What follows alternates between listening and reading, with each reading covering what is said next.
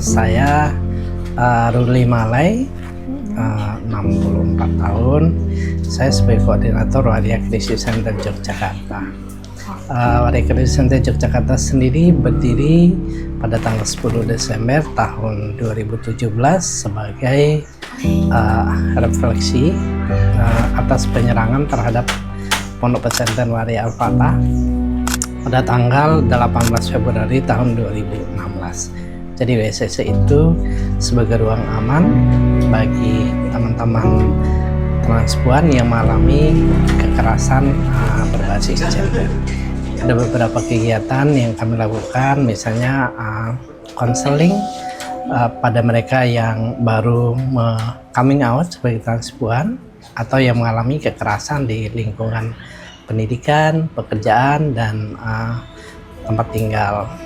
Nah, selain itu kami juga konsen pada isu-isu kelansiaan dan juga pada pemberdayaan kelompok komunitas transpuan.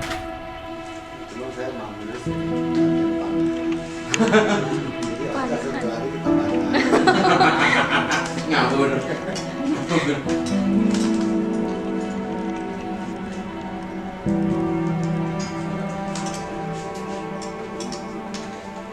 Pasti sebagai orang yang punya keragaman gender yang berbeda, itu kerap sekali dilekatkan dengan stigma, kemudian sering terjadi bullying, dan tentu saja diskriminasi, bahkan persekusi yang barusan saya ceritakan.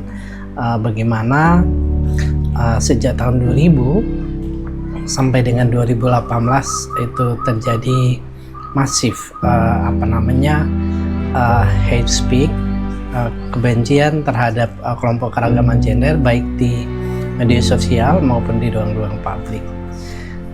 Saya sendiri masih sedikit bersyukur karena keluarga saya menerima, sehingga saya memiliki proteksi dari keluarga sehingga bisa tetap duduk di bangku sekolah. Tapi berbeda halnya dengan mayoritas dari sekitar 32.000 transpuan yang ada di Indonesia. Mereka sebagian besar mengalami stigma dan diskriminasi karena perspektif masyarakat kita masih sangat heteronormatif, sehingga mereka cenderung biner dalam melihat keragaman gender dan seksualitas. Apalagi tentunya pengaruh pemikiran yang patriarkat pada masyarakat kita juga menjadi sebuah dinamika bagaimana hegemoni kekuasaan melakukan penindasan terhadap kelompok minoritas gender.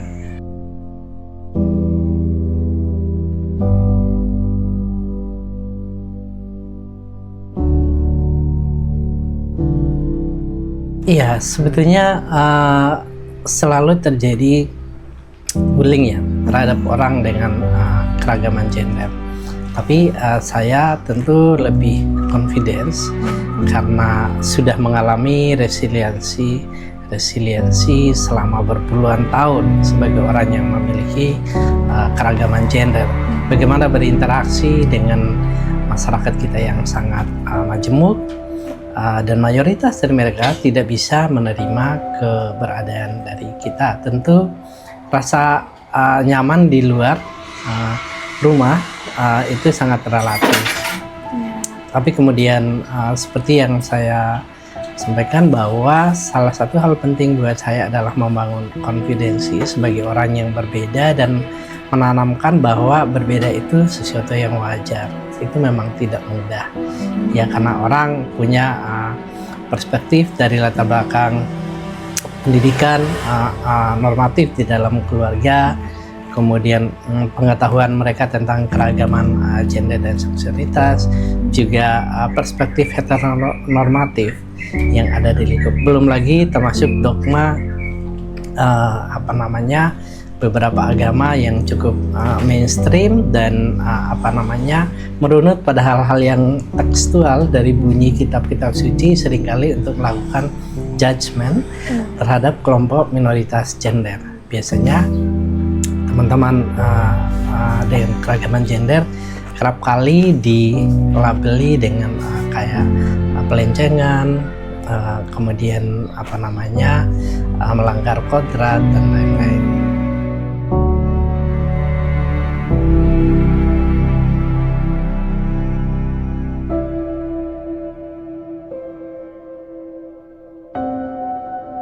Hampir semua hak-hak kelompok minoritas keragaman gender secara umum belum bisa terpenuhi, karena untuk bisa mendapatkan akses pendidikan tentunya diawali dari legalitas penerimaan coming out sebagai transpuan. Kemudian negara belum bisa menjamin secara hukum persamaan di depan hukum, misalnya untuk memperoleh hak pendidikan bagi kelompok minoritas gender, sehingga seringkali terjadi stigma dan diskriminasi pada teman-teman yang memiliki kesempatan untuk duduk di bangku sekolah maupun di lingkup pendidikan. Kadang-kadang ketika mental mereka tidak siap, mereka tidak mampu menyelesaikan pendidikannya baik di tingkat dasar, tingkat lanjutan maupun di perguruan tinggi. Nah, beberapa persoalan tersebut sebetulnya negara sudah memastikan bahwa negara menghormati, kemudian negara melindungi, dan negara berkewajiban memenuhi hak-hak asasi manusia sesuai dengan Undang-Undang Nomor 39 Tahun 99, dan tentu saja merujuk pada UUD 1945, juga Declaration of Human Rights 1948. Meskipun di Yogyakarta pada tahun 2006 sebetulnya telah berkumpul para ahli-ahli internasional yang memberikan pendapatnya mengenai soal keragaman gender yang kita kenal dengan Jogja Principle. Jogja Principle ketika lahir tahun 2006, 1 bulan kemudian diratifikasi oleh lebih dari 25 negara. Bahkan sampai dengan saat ini ada sekitar 38 negara yang telah meratifikasi secara resmi Jogja Principle itu sendiri, minus Indonesia. Ini sangat jonder sekali.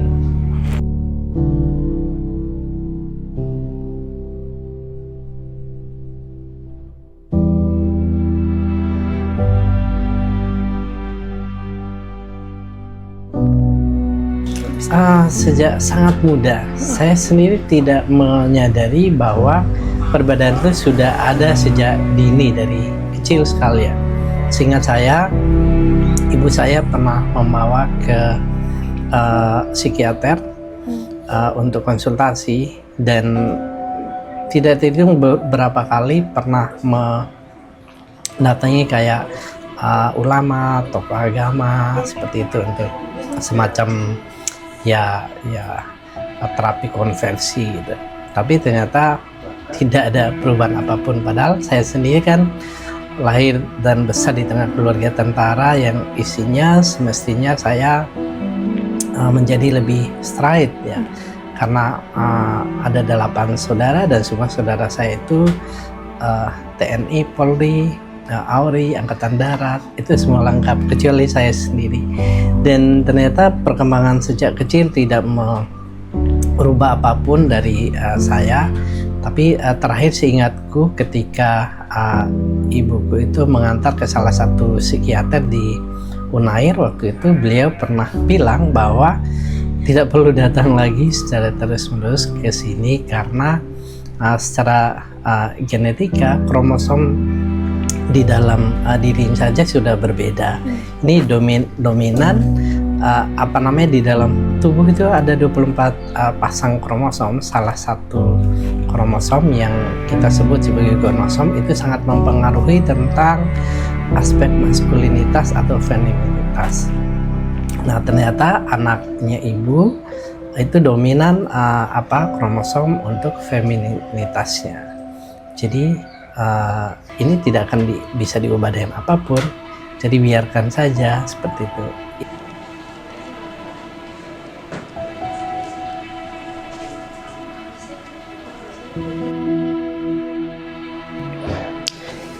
Ini penghargaan Hero Award tingkat Asia Pasifik. Saya dapat ini di tahun 2022 atas dedikasi dan kontribusi pada perjuangan pembelaan HAM pada kelompok minoritas transgender.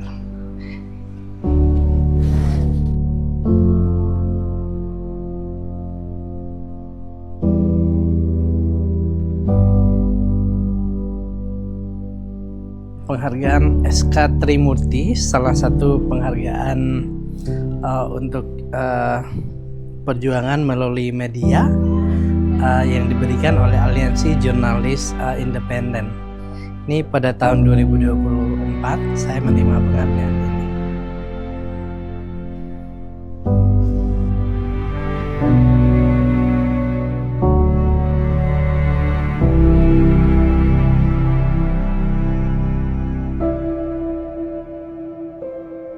Saya kira lebih dari 270 juta jiwa di Indonesia ini kan mayoritas berperspektif heteronormatif. Jadi wajar saja kalau teman-teman kelompok keragaman gender transpuan yang jumlahnya tidak terlalu banyak, sekitar 32.000 di seluruh Indonesia, berdasarkan database epidemi di program HIV ya yang tahun 2018 itu menunjukkan betapa transpuan itu memang faktual adanya di mana-mana.